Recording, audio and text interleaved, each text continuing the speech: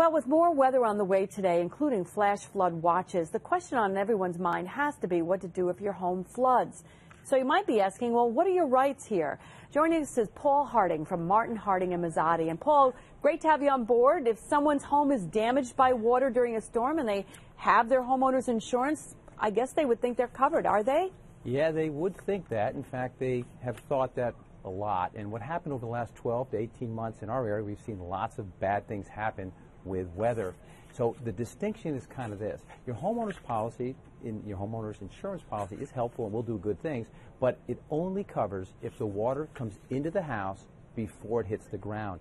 Example, your roof gets torn off, the rain comes in, you're covered. But once it hits the ground and then comes into your house, if you don't have flood insurance, you're going to be out of luck.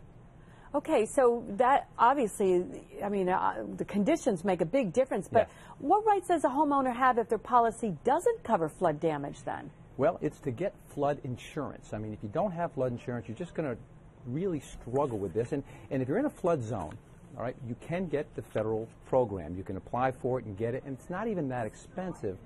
But what I found out is about 25% of the people who have flood damage, it occurs for people who don't live in a flood zone, and they can't get flood insurance unless their community enrolls in that program, and a lot of the communities have not done so. So that's a real problem if you can't get flood insurance. Yeah. What happens then?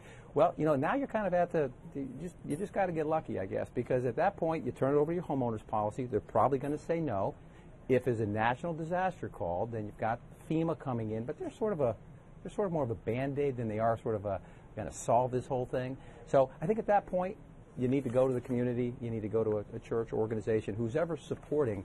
But as we saw here in the last 12 to 18 months, people have just walked away from their homes when they haven't been covered.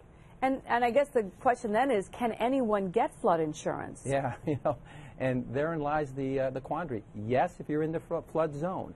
But I've talked to some folks who said, listen, we are not in a flood zone. We think we've had floods in the past. We need to get it. Yeah. But they're in a community that hasn't applied to be part of the National Flood Insurance Program. It's a little tricky. Yeah, it sure sounds that way.